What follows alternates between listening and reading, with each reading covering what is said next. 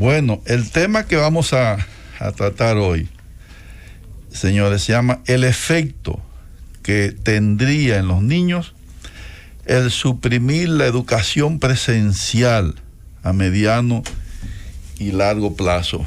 Y la motivación que tenemos para haber elegido ese tema de hoy es, me decía, recuerdan el pasado programa que tuvimos aquí de invitado al doctor César Castellano, y él trae una posición diferente que yo digo que creó un impacto aquí en nosotros y en la audiencia, que él hablaba de que la educación ha sido de alguna manera olvidada, porque se ha enfocado mucho la estrategia para enfrentar la pandemia en el aislamiento y el confinamiento, y que con mensajes también de que nos puede afectar, con estadística de las personas que se infectaban, de los que morían, y todo eso lo llama una estrategia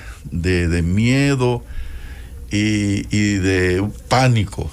Y él decía, eso deja un impacto a nivel neuronal en las personas, y esa estrategia que lo que está buscando es cuidar a la salud sobre todas las cosas. Con ese enfoque también puede tener sus consecuencias, y la propia Organización Mundial de la Salud había dicho que después del virus venían los trastornos emocionales y mentales, que podían ser incluso peores que los efectos del virus. Entonces, hablando de eso, mi amiga, la doctora Josefina Romero, estábamos hablando del programa y me decía ella, ¿tú no crees que es importante que en el programa se aborde lo que está pasando con esos niños que no están yendo a las aulas, que están confinados en la casa, con una buena intención, que es protegerlos a ellos de que se infecten o de que ellos lleven a sus hogares la contaminación? Yo le dije,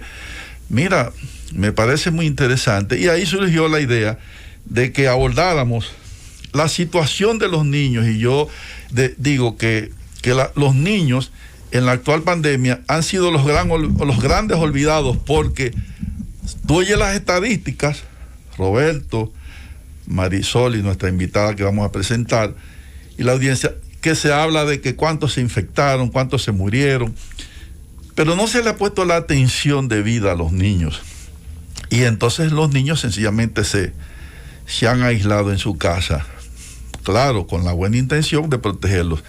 Entonces ahora surge la educación a distancia, un gran esfuerzo del gobierno, un esfuerzo loable del Ministerio de Educación que hay que apoyar y hay que aplaudir, pero que todo en la vida tiene sus partes buenas y malas. Cuando yo estudié psiquiatría y las diferentes técnicas de psicoterapia que he aprendido, siempre mis maestros me decían, ¿cuáles son los efectos secundarios de esa técnica de psicoterapia? Y yo decía, ¿cómo va a ser? Pero si yo estoy aprendiendo estas técnicas, se supone que es para bien. No hay una intervención que no tenga un efecto secundario. Aunque los efectos positivos sean muchos, entonces siempre hay que pensar en las consecuencias. Entonces, esta decisión de aislar a los niños con buena intención, y esta decisión de llevarle la educación a distancia con un gran esfuerzo y con buena intención, tenemos que evaluarla sopesadamente como profesionales que somos, que no estamos inclinados, como decía Miguel Suazo en su intervención, no estamos inclinados a manejar esto como un dilema donde va a prevalecer la salud con el confinamiento o la libertad para que las personas recuperen sus actividades y su producción económica y educación. Decía Miguel Suazo, no podemos manejar esto como un dilema, es una situación que tenemos que pensar, que tenemos que repensar y que tenemos que ver todos los detalles que podamos ver. Sobre ese planteamiento del programa anterior que nos quedó, hoy traemos este tema. ¿Cómo puede afectar a los niños? ¿Qué efecto podría tener en los niños el confinamiento por la actual situación? Para eso hemos invitado a la licenciada Verónica Muñoz. ¿Quién es Verónica Muñoz? Primero que nada es una gran amiga, pero una persona dedicada durante muchos años a la educación, 25 años en el magisterio y en la capacitación también de profesores, dedicada no solamente a enseñar, sino también a capacitar a profesores para que hagan de la mejor manera posible el ejercicio de la educación. Verónica es una persona en quien yo tengo una alta credibilidad y una alta confianza por sus condiciones humanas y personales, porque tiene el magisterio como vocación, no solamente como trabajo, y una larga experiencia en ese sentido. Por eso hemos querido traer, para hablar de este tema de los niños y la educación en la actual situación, a la licenciada Verónica Muñoz, que yo quisiera que antes que nada ella saludara a la audiencia. Adelante, licenciada. Gracias, Vicente, por esa introducción tan hermosa. Sabes que el cariño es mutuo y la admiración y el respeto también. Gracias a Marisol, gracias a Roberto por recibirme en el día de hoy. Un placer. Bien, bienvenida. Verónica, hemos estado hablando de la situación por la que atraviesan los niños, y yo mismo te decía, he estado viendo en estos días, hablando con algunas madres, de lo que está pasando. Tengo, por decirte algunos casos, tengo una madre que es paciente mía, ella tiene un hijo ya de 43 años, que él está en educación especial, y a él lo ha afectado el confinamiento, porque él no entiende por qué él no puede ir a la escuela en esta situación. Eso ha agravado su condición de salud mental. Estuve en este fin de semana hablando con algunas mamás, y en una comunidad muy cercana a la capital, no estoy hablando de allá en la frontera, aquí cercana a la capital, hablaba con una mamá que ella me dice, doctor, yo tengo 2 hijos, uno que está en cuarto y uno en segundo. El que está en cuarto es analfabeto, no sabe leer ni escribir. Decía yo, ¿cómo? Y el que está en segundo también. Y me dice, y en mi casa yo tengo una sola televisión. Mis hijos en ese nivel académico no saben leer ni escribir, entonces no tenemos ni internet, ni lactó, ni televisión, y tengo esa condición.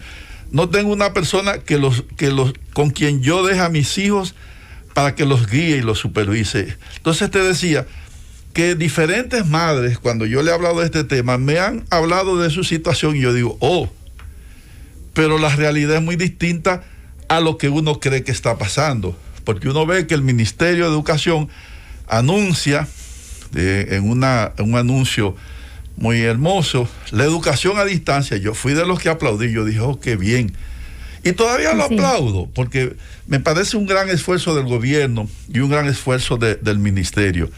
Pero cuando uno comienza a ver la realidad y uno sabe que hay familias que tienen sus hijos con una laptop, con una tablet, con televisión en cada cuarto, con un apartamento en condiciones ideales, y hay otras madres que no tienen nada de eso, que los hijos no tienen ni tablet, ni laptop, ni televisión, y ellas tienen que salir a trabajar y tienen varios niños, entonces uno está viendo que la brecha se ha alargado más.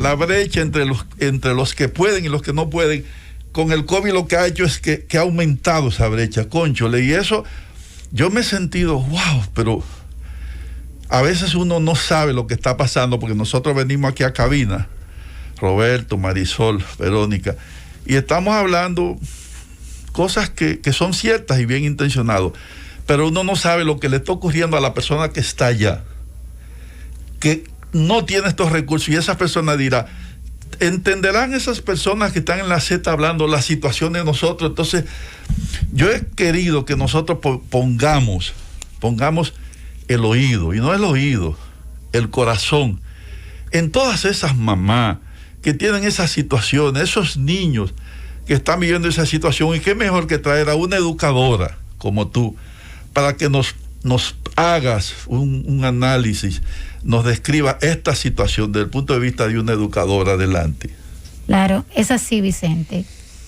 Hay gente que pudiera pensar que no pudiéramos hacer un análisis fiel de la repercusión y de las consecuencias que puede tener el confinamiento en los niños y en los adolescentes también, porque los niños viven, cuando hablamos de los niños, a veces pensamos, bueno, niños en edad preescolar, niños en primaria, pero ¿y qué tal los adolescentes también?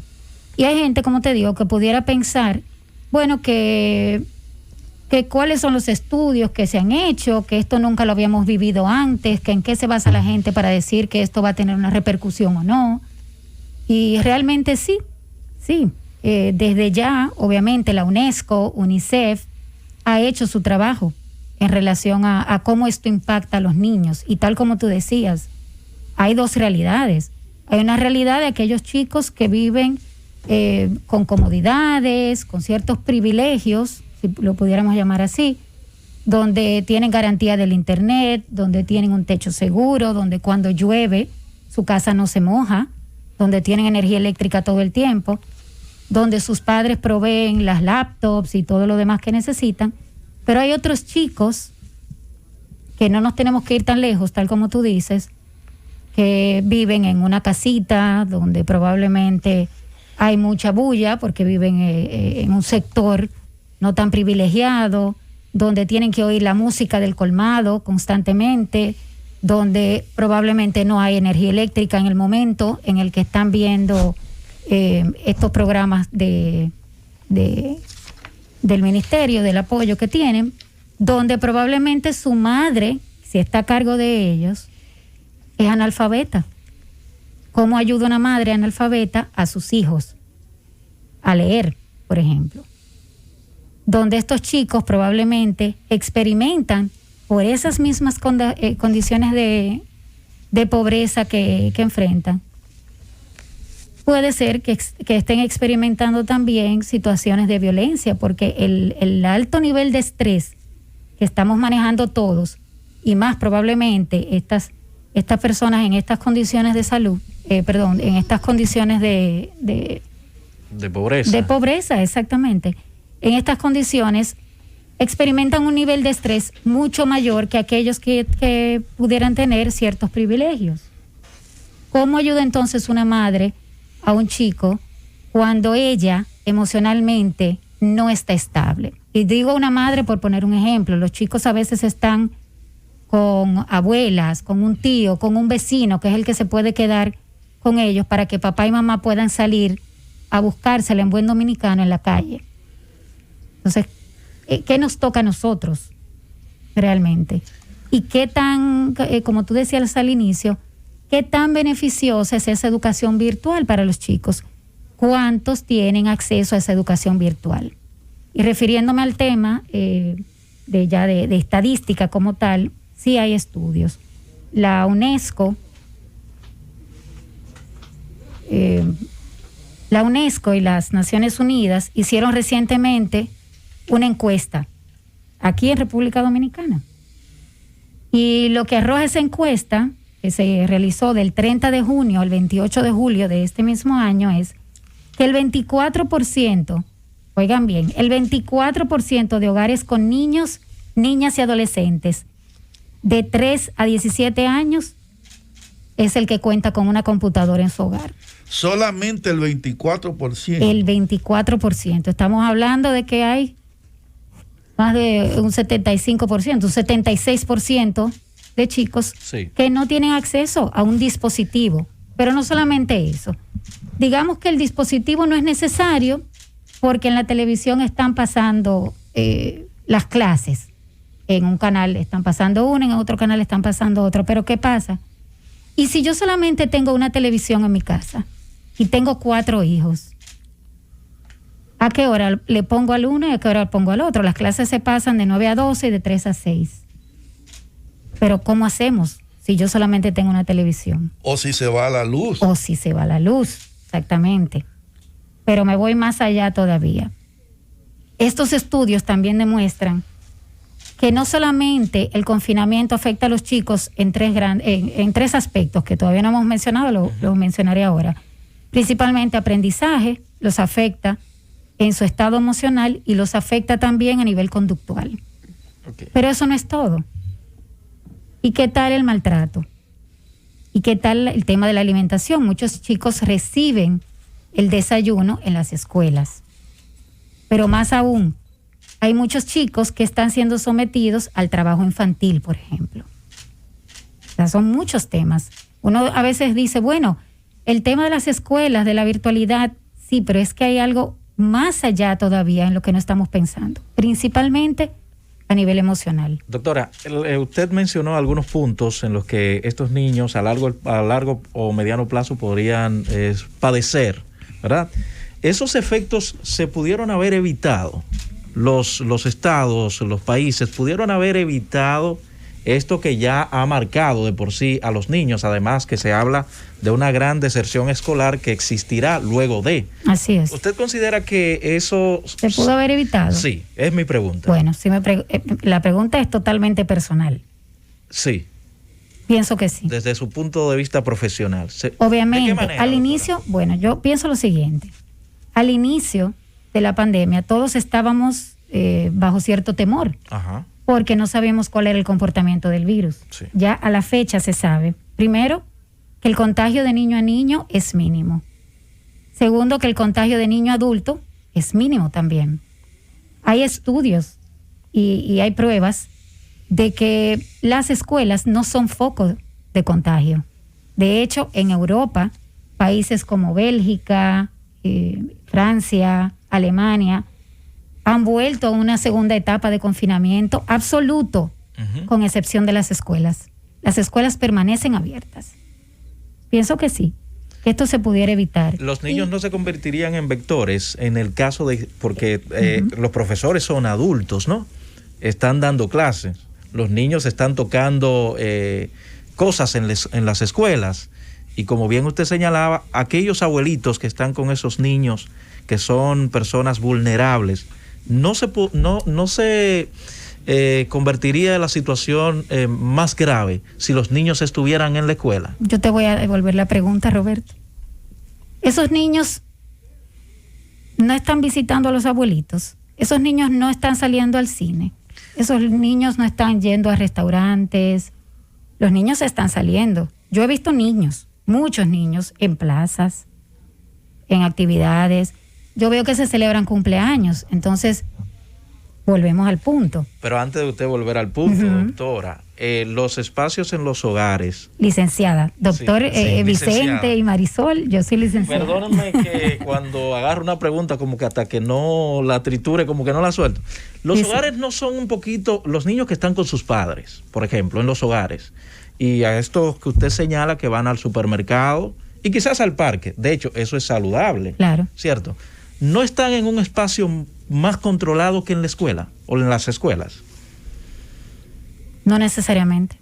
No necesariamente. Cuando tú llevas a un niño a un cumpleaños, mi hija fue invitada a un cumpleaños recientemente, yo no la llevé. Muy bien por usted, muy bien por usted. Pero si tú has salido en las últimas semanas y en los últimos meses, tú no ves niños en la calle. Sí, claro. No ves niños en restaurantes, no ves en las redes sociales niños en cumpleaños, en bautizos, bodas y demás. Y jugando pelota. Eso, bueno, sí, perfecto. Sí, yo quiero que tú me permitas, Verónica, señalar algo. Leía yo que se está hablando de que esos niños que regresen al aula, que no sean manejados como si todo estuviera normal, o sea que esos niños regresan al aula por todas las razones que se han dicho y las que falta por decir en este programa, que hay mucho más lo que vamos a decir. Se dice que los niños, en vez de ir al recreo con todos los niños, que hagan el recreo en el aula. O sea que tú eres la educadora, yo no, pero que no es lo mismo mandar a todos los niños allá al recreo, a que se encuentren todos esos niños que jueguen, a los niños se les olvida. Se habla de que los niños tengan juegos especiales y que su recreo lo tengan en el aula. Lo que se está considerando es que el hecho de que el niño no vaya al aula tiene un impacto psicológico, emocional, muy fuerte en el niño, que de eso es que queremos hablar hoy aquí. Y que qué se puede hacer para que ese niño salga de ese confinamiento. Y una de las medidas podría ser que el niño vaya a la escuela y que no tengan recreo todo a la misma hora, o que el recreo no sea en el patio, como decimos uno, sino que el recreo sea en el aula. Lo que se está pensando es en que tenemos que ser más creativos en vez de tomar una medida general para todo el mundo. Yo tengo una pregunta ahí mismo. ¿Estarían las escuelas preparadas para entonces recibir a los niños? O sea, hay muchas escuelas que ya estamos preparadas. Okay. Hay muchas escuelas que desde el inicio de todo esto elaboramos protocolos. Un plan, exacto, un protocolo que está ahí listo para ponerse en marcha. ¿Cuál es ese protocolo? Les pongo ejemplos concretos. Vicente decía, bueno, el recreo, ¿dónde se hace? Yo me voy más por el lado de que el recreo sea al aire libre. ¿Por qué? Para que no estén encerrados, el tema del aire acondicionado, en las escuelas que tienen aire acondicionado y demás. Sí, puede ser ese protocolo perfectamente, seccionar los grupos, seccionarlos, o sea, dividirlos. Se habla también de la semipresencialidad. Unos se quedan en casa unos días, mientras otros van a la escuela y luego se turnan. Pero yo quiero retomar el tema que comentaba Vicente, de ese efecto en los niños. Y hay 3 aspectos fundamentales que no podemos olvidar. Los va a afectar o los está afectando a nivel de aprendizaje, a nivel emocional y a nivel conductual. Si vamos al área del aprendizaje, lo primero es que les afecta su concentración.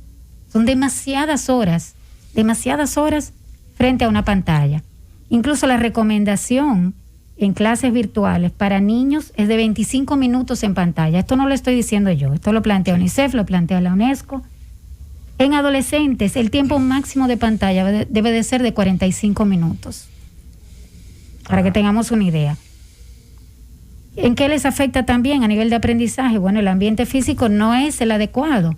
Tú estar en una casa, bueno, ya hemos puesto varios ejemplos, en una casa, por más comodidad que haya, el ambiente como tal no te invita al aprendizaje.